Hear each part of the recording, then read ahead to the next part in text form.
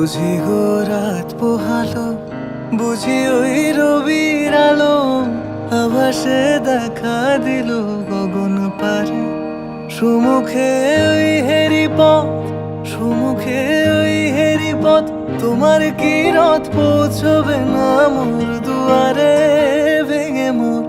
ভেঙে মোর ঘরের চাবি নিয়ে যাবি কে আমারে। ভেঙে মোর ঘরের চাবি নিয়ে যাবি কে আমারে।